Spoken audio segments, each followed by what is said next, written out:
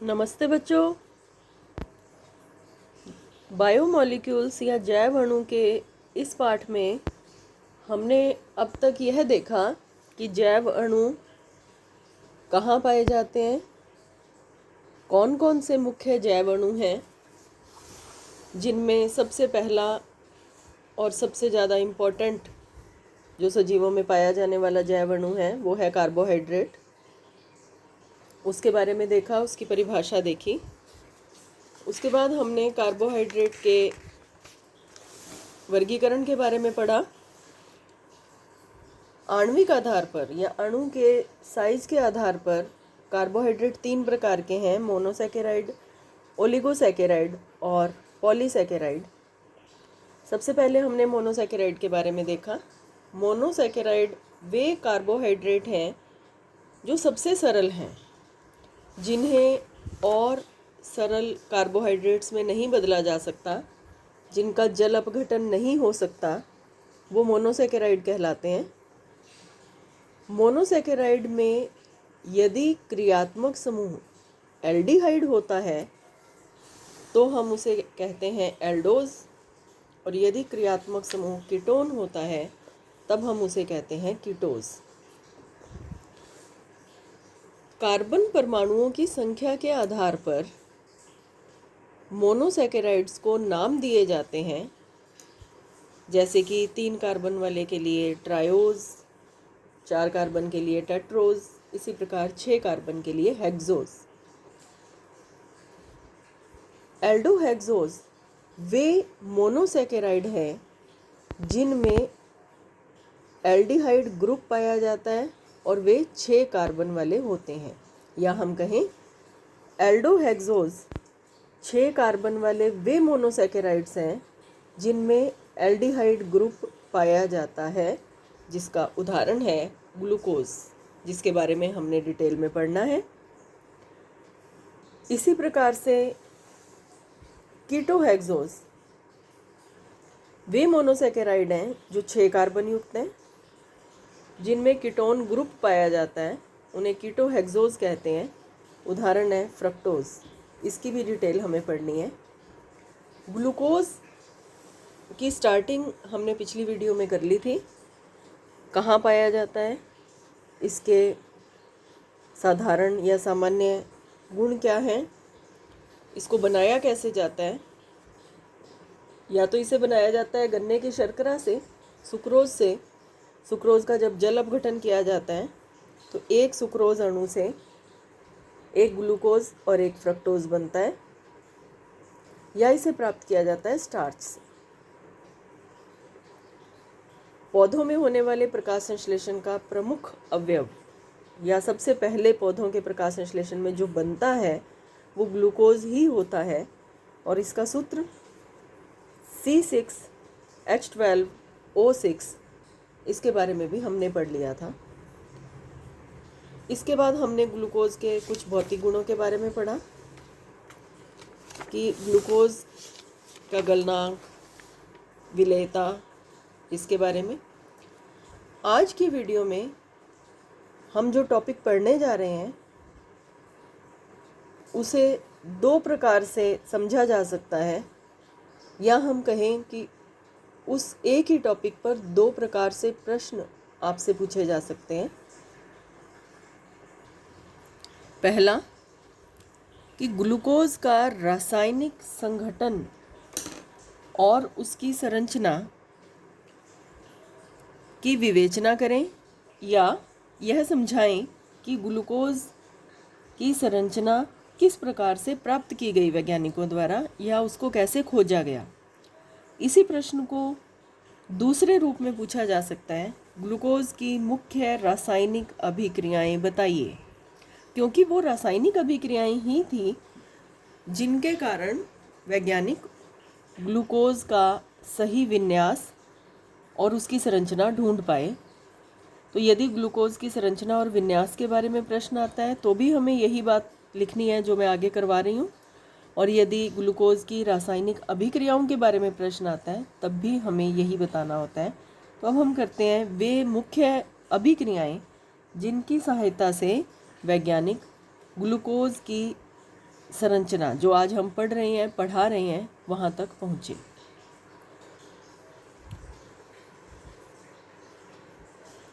Glucose की संरचना तथा विन्यास। रासायनिक विश्लेषणों से ज्ञात हुआ कि नंबर 1, ग्लूकोज में कार्बन, हाइड्रोजन और ऑक्सीजन होता है। सबसे पहले तो ये खोजा गया कि ग्लूकोज में कौन कौन से तत्व हैं। इन तत्वों की द्रव्यमान प्रतिशत की सहायता से ग्लूकोज का अणुसूत्र ज्ञात किया गया। आप 11वीं क्लास में पढ़ चुके हैं कि किन्हीं भी तत्वों के द्रव्यमान प्रतिशत की सहायता से किस प्रकार अणुसूत्र ज्ञात किए जा सकते हैं। द्रव्यमान प्रतिशत और अणुभार, दो चीज़ों की सहायता से अणुसूत्र ज्ञात किए जा सकते हैं। तो दूसरे स्टेप में वैज्ञानिकों ने यह पाया कि इसका अणुसूत्र है C6H12O6, जिसको हम काफ़ी टाइम से पढ़ भी रहे हैं, याद कर रहे हैं।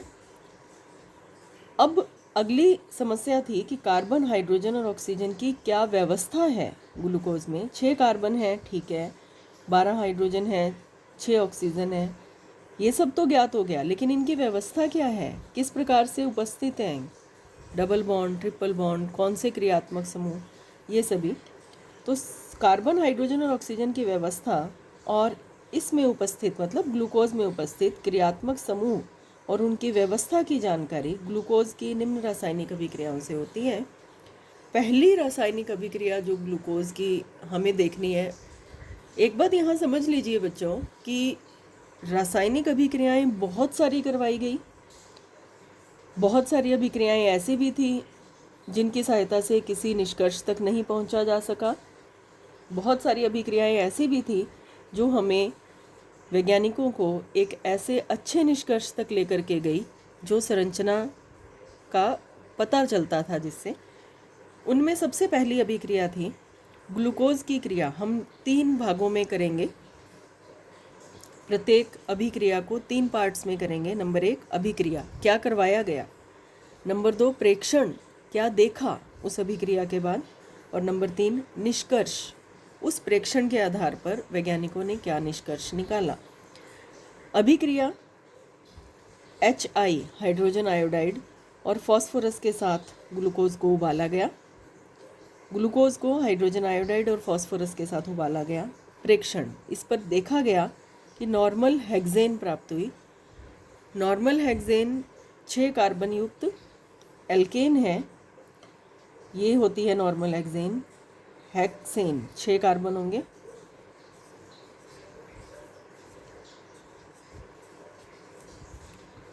एन है, इसलिए सिंगल बॉन्ड रहेंगे और बाकी सारी की सारी संयोजकताएं हाइड्रोजन के द्वारा संतुष्ट रहेंगी। सब हाइड्रोजन है ये। इसका सूत्र हो जाता है C6H14। इस अभिक्रिया के द्वारा नॉर्मल हेक्सेन मतलब सीधी श्रृंखला में 6 कार्बन वाले यौगिक हेक्सेन के प्राप्त होने से यह निष्कर्ष निकाला गया कि ग्लूकोज में भी सभी के सभी 6 कार्बन सीधी श्रृंखला में जुड़े हैं, ब्रांचेज नहीं निकली हुई। यहाँ पर आपको एक बात समझा देती हूँ कि आपको अभिक्रिया का समीकरण भी करना चाहिए, लेकिन पहले आपको ये 3 स्टेप हर अभिक्रिया में कर लेने चाहिए। समीकरण भी मैं आपको बुक में समझा दूंगी कि किस प्रकार से अभिक्रिया होती है, तो वो हम बाद में करेंगे। पहले आप ये करें कि सबसे पहले ये पता लगाया गया कि ग्लूकोज में सभी 6 कार्बन एक सीधी श्रृंखला में जुड़े हैं।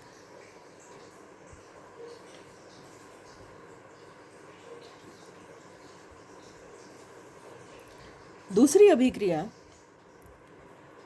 जो अभिक्रिया करवाई गई वो क्रियात्मक समूह पता करने के लिए अभिक्रिया करवाई गई थी। तो 2 प्रकार की अभिक्रियाएं करवाई गई जिनसे क्रियात्मक समूह का पता चला कि कौन सा क्रियात्मक समूह ग्लूकोज में पाया जाता है। नंबर 1, अभिक्रिया ग्लूकोज की करवाई गई हाइड्रोक्सिल एमीन के साथ। हाइड्रोक्सिल एमीन का सूत्र होता है NH2OH। इसको ऐसे याद करें कि जो अमोनिया होती है, अमोनिया एक बहुत साधारण अणु है, सरल अणु है, NH3, आप सभी इससे परिचित हैं। इसका एक हाइड्रोजन कम करके यदि उसकी जगह पर OH समूह लग जाता है तो उसे कहा जाता है हाइड्रोक्सिल एमीन। जब ग्लूकोज की क्रिया हाइड्रोक्सिल अमीन से करवाते हैं तो ऑक्जिम बनता है। यह ऑक्जिम का बनना, हाइड्रोक्सिल अमीन के साथ ऑक्जिम का बनना, यह कार्बोनिल समूह की अभिक्रिया को दर्शाता है। बहुत सारे क्रियात्मक समूह आप कक्षा 10 और 11 में पढ़ चुके हैं। कार्बोनिल क्रियात्मक समूह का मतलब है या तो उसमें एल्डिहाइड हो सकता है या कीटोन हो सकता है। एल्डिहाइड को हम साधारणतः CHO से शो करते हैं जिसकी एक वैलेंसी वेकेंट है, खाली है, और कीटोन को हम CO से शो कर देते हैं जिसकी दोनों वैलेंसी खाली रहती हैं। दो तरफ एल्काइल समूह से जुड़ता है और ये एक तरफ ही एल्काइल समूह से जुड़ता है। तो ग्लूकोज की अभिक्रिया हाइड्रोक्सिल अमीन के साथ करवाने पर ऑक्जिम का बनना यह दर्शाता है कि ग्लूकोज में कार्बोनिल समूह है, या तो एल्डिहाइड हो सकता है या कीटोन हो सकता है। आगे देखें, इसी को कंफर्म करने के लिए एक और अभिक्रिया करवाई गई जो कार्बोनिल समूह के होने को कंफर्म करती है। वो अभिक्रिया थी हाइड्रोजन साइनाइड के साथ। हाइड्रोजन साइनाइड CN साइनाइड के लिए होता है। तीनों बड़े हैं, हाइड्रोजन, कार्बन और नाइट्रोजन, ब्लॉक लेटर्स में लिखा गया इसको। तो हाइड्रोजन साइनाइड के साथ जब क्रिया करवाई गई तो साइनोहाइड्रिन बना। यह भी कार्बोनिल समूह की अभिक्रिया है, कार्बोनिल समूह की उपस्थिति को दर्शाती है। तो इससे निष्कर्ष निकला कि ग्लूकोज में कार्बोनिल समूह एल्डिहाइड या कीटोन उपस्थित है।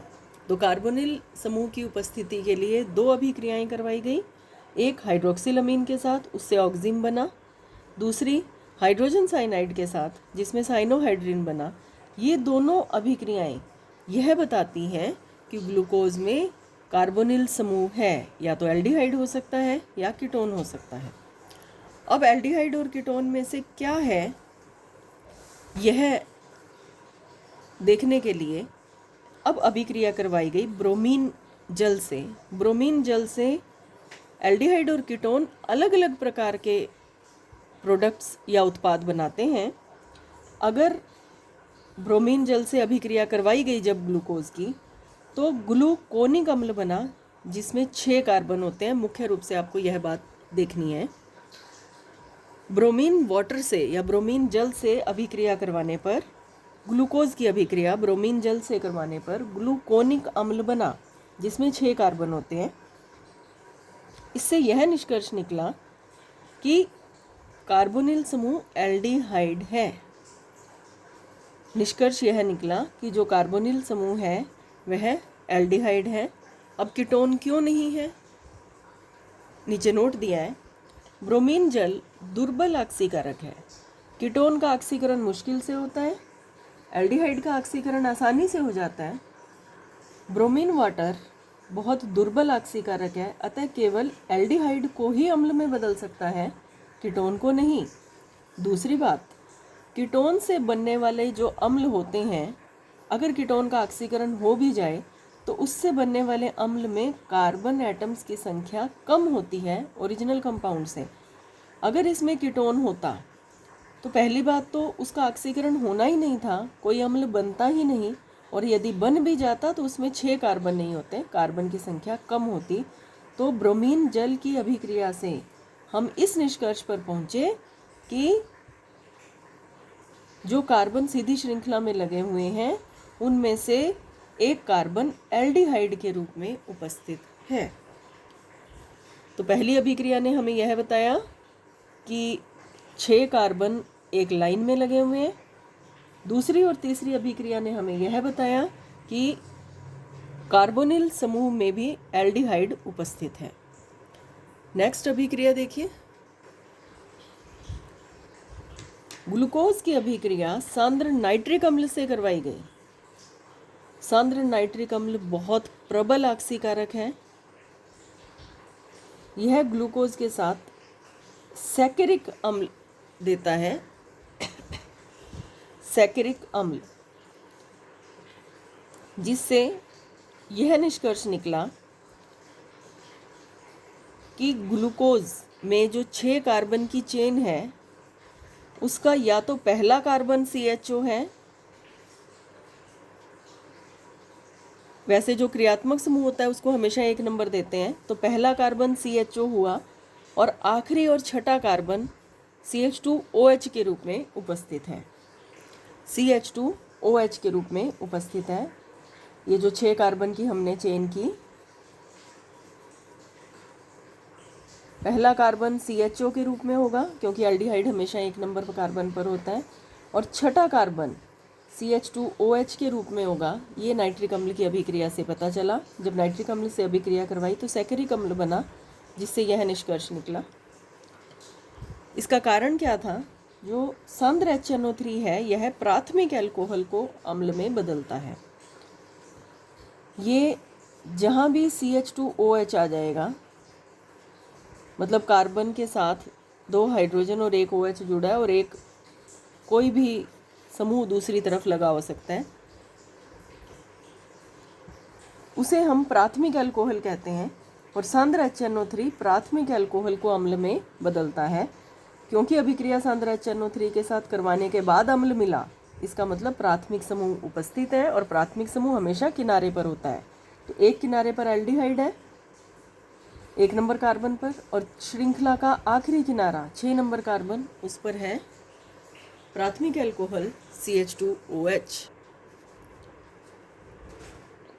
अगली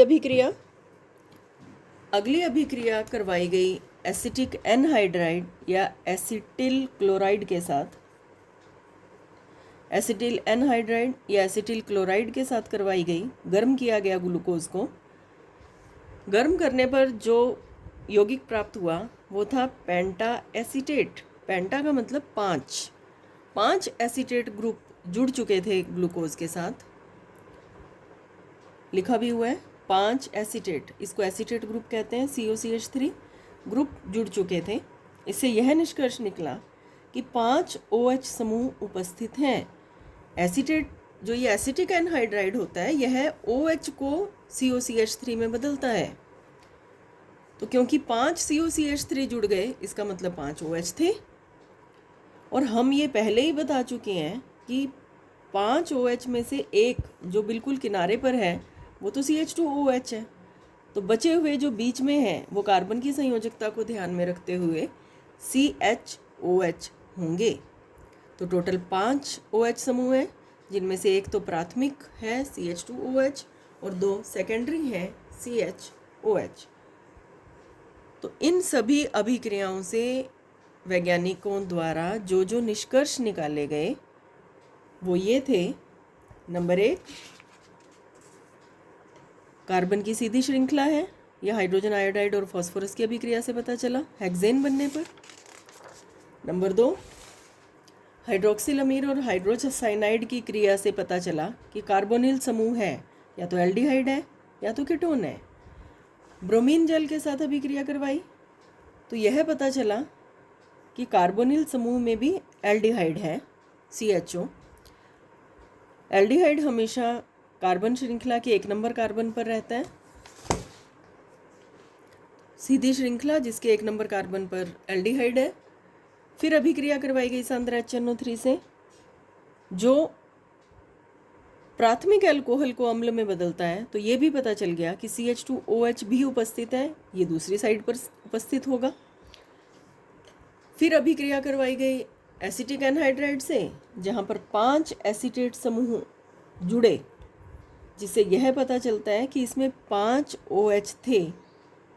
एक तो CH2OH है, हम पहले ही पता लगा चुके हैं, और शेष 4 हैं CHOH।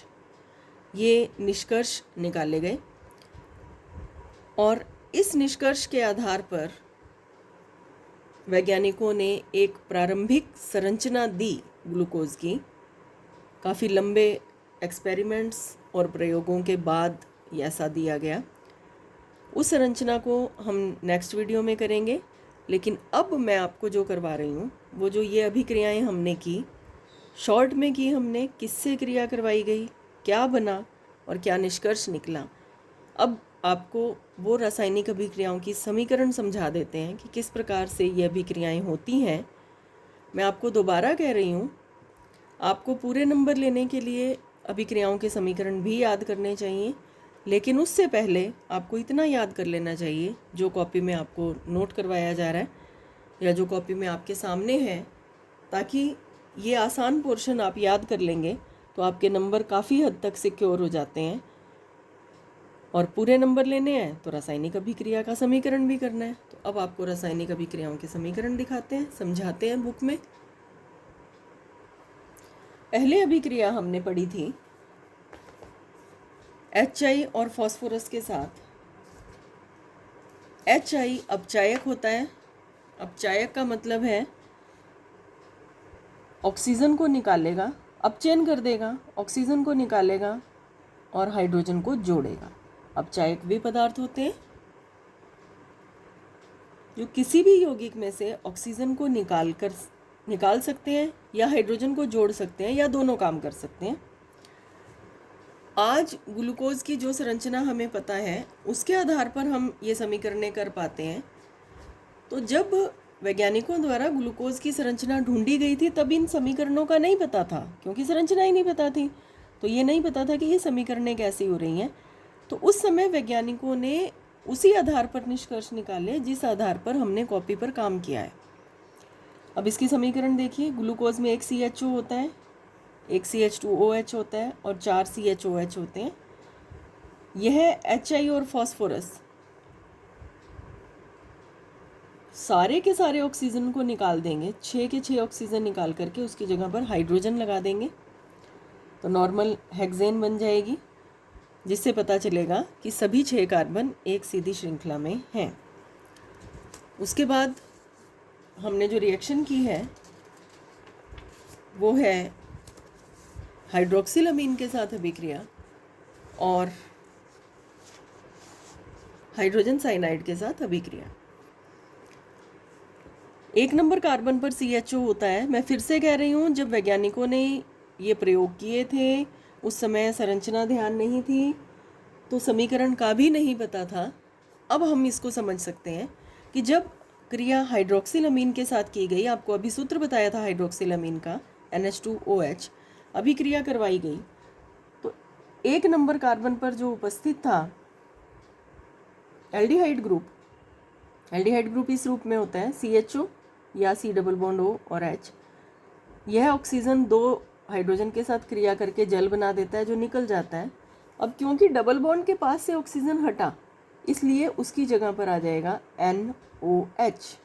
तो समीकरण जो थी वही की वही रहेगी, CHO की जगह पर आ जाएगा, यह CH था, O की जगह पर आ जाएगा, डबल बॉन्ड तो ऐसे कैसे ही रह गया, NOH।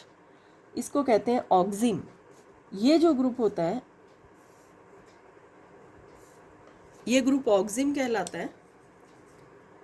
तो एल्डिहाइड या कीटोन भी इसी तरह की क्रिया देता है, बिल्कुल सेम रिएक्शन देता है कीटोन भी। तो इसका बनना मतलब या तो एल्डिहाइड या कीटोन उपस्थित है। दूसरा, हाइड्रोजन साइनाइड के साथ अगर अभिक्रिया करवाई जाती है तो हाइड्रोजन साइनाइड होता है HCN। तो ये एल्डिहाइड समूह के साथ किस प्रकार से क्रिया करेगा या कार्बोनिल समूह के साथ किस प्रकार क्रिया करता है।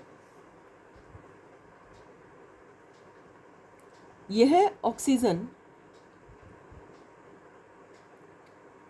के साथ हाइड्रोजन जुड़ जाता है और साइनाइड सीधा कार्बन पर आकर के जुड़ जाता है।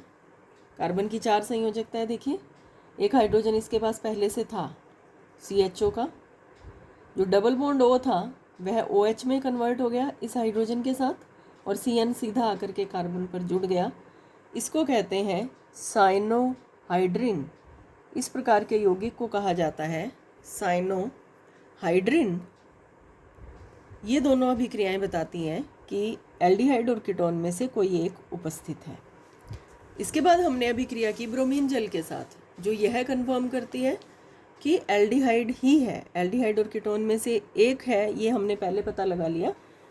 यह अभिक्रिया बताएगी कि वास्तव में एल्डिहाइड ही है। तो ब्रोमीन वाटर दुर्बल ऑक्सीकारक होता है, केवल एल्डिहाइड ग्रुप को एसिड में बदल सकता है, कीटोन को नहीं बदल सकता। तो ये ग्लूकोज है 6 कार्बन युक्त। जब ब्रोमीन जल के साथ अभिक्रिया करवाई जाती है तो ग्लूकोनिक अम्ल बनता है, ये भी 6 कार्बन वाला होता है। तो इससे हम दो निष्कर्षों पर पहुंचते हैं। नंबर 1 कि कार्बोनिल समूह में एल्डिहाइड है, कीटोन नहीं। कीटोन होता तो एसिड बनता ही ना ब्रोमीन वाटर की उपस्थिति में। और दूसरा 6 कार्बन से 6 कार्बन ही वापस प्राप्त हो गए। इसका मतलब ये है कि यह एल्डिहाइड ही था। अगर कीटोन होता तो कार्बन की संख्या घट जाती। अगली जो अभिक्रिया हमने की है वो है सांद्र नाइट्रिक अम्ल के साथ अभिक्रिया। देखते हैं इसे। ग्लूकोज का ऑक्सीकरण जब सांद्र नाइट्रिक अम्ल के साथ करवाते हैं तो डाइकार्बोक्सिलिक अम्ल या सैकरिक अम्ल प्राप्त होता है। डाइकार्बोक्सिलिक अम्ल का मतलब जिसमें 2 COOH ग्रुप उपस्थित होंगे। और सांद्र नाइट्रिक अम्ल की विशेषता है कि ये जितने भी OH उपस्थित हैं, यह प्राथमिक अल्कोहलिक समूह को बदल देता है अम्ल में। जो प्राथमिक अल्कोहल है CH2OH उसको अम्ल में बदल देता है। बाकी जैसे था वैसे रह जाएगा। एल्डिहाइड को अम्ल में बदल देगा और प्राथमिक अल्कोहल को अम्ल में बदल देगा। ये बना सैकरिक अम्ल। ऊपर COH, लास्ट में भी COH और बीच में 4 CHOH। इसे सैकरिक अम्ल कहते हैं। तो इससे यह पता चलता है कि इसमें का एल्डिहाइड तो है ही है, साथ में प्राथमिक अल्कोहल CH2OH भी है। और ये हमेशा श्रृंखला के सिरों पर होते हैं, एक सिरे पर एल्डिहाइड और दूसरे पर CH2OH। अगली अभिक्रिया है एसिटिक एनहाइड्राइड या एसिटिल क्लोराइड के साथ अभिक्रिया। ये नेक्स्ट पेज पर दे रखी है, यहाँ देखिए। ग्लूकोज को जब एसिटिक एनहाइड्राइड के साथ गर्म करते हैं तो पेंटा एसिटिल व्युत्पन्न प्राप्त होता है। मतलब 5 COCH3 जुड़े हुए आपको नजर आएंगे। जहाँ भी क्रिया होगी हाइड्रोजन की जगह पर 5 COCH3 जुड़ते हैं। तो मतलब इसमें 5 OH हैं। 5 COCH3 जुड़ने का मतलब क्या है कि 5 OH हैं जिनकी जगह पर ये COCH3 जुड़े। 5 में से एक OH तो CH2OH था, ये हमें पता ही था। बाकी के बचे हुए 4 CHOH के रूप में होते हैं। तो ये सभी निष्कर्ष वैज्ञानिकों द्वारा निकाले गए और इसके आधार पर फिर संरचना दी गई। पहले भी बता चुकी हूँ मैं कि इन निष्कर्षों के आधार पर जो संरचना दी गई वो बहुत प्रारंभिक संरचना थी। स्टार्टिंग संरचना जो सबसे पहले दी गई वो थी, और वो संरचना हम नेक्स्ट वीडियो में करेंगे। उसमें हम इन कंक्लूजन्स को भी दोबारा एक बार ब्रीफ में देख लेंगे और वो प्रारंभिक संरचना भी देखेंगे। ग्लूकोज की बहुत सारी संरचनाएं दी गई हैं, उन सभी को हम नेक्स्ट वीडियो में करेंगे। Thank you.